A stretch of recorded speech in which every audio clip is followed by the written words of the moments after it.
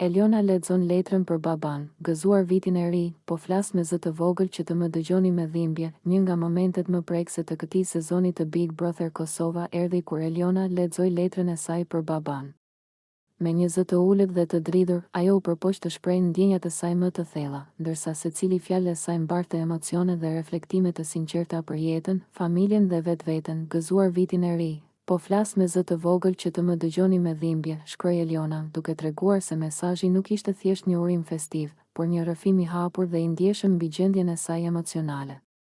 Ajo pranoi se nuk ndihej mirë, por theksoi se është ajo që është dhe se fal mbështetjes dhe dashurisë së familjes dhe publikut, ka arritur të qëndrojë fort. Letra u lexua nga babai i saj, duke e bërë momentin edhe më të veçantë dhe të prekshëm. Çdo fjali u shpërnda me kujdes, ndërsa babai e dëgjoi me vëmendje dhe emocion, duke kuptuar thellësinë e ndjenjave që ajo dëshironte të transmetonte. Për Elionën, kjo ishte një mënyrë për të ndarë emocionet e saj më intime dhe për t'i treguar babait sa shumë e ka vlerësuar mbështetjen e tij dhe dashurinë e tij gjatë kohës brenda shtëpisë. Mesazhi i saj përmbante një reflektim mbi veten.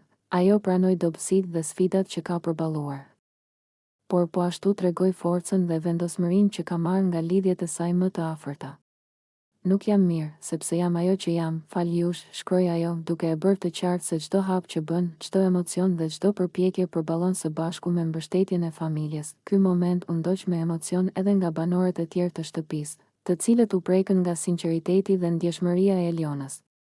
Lotët dhe heshtja e përbashkët treguan se kjo ishte një nga ato situata ku loja mbetet në sfond dhe vendin e saj e zë realiteti i ndjenjave të vërteta dhe lidhjet familjare. Publiku reagoi po ashtu me shumë mbështetje dhe simpati, duke e konsideruar këtë një nga skenat më prekse të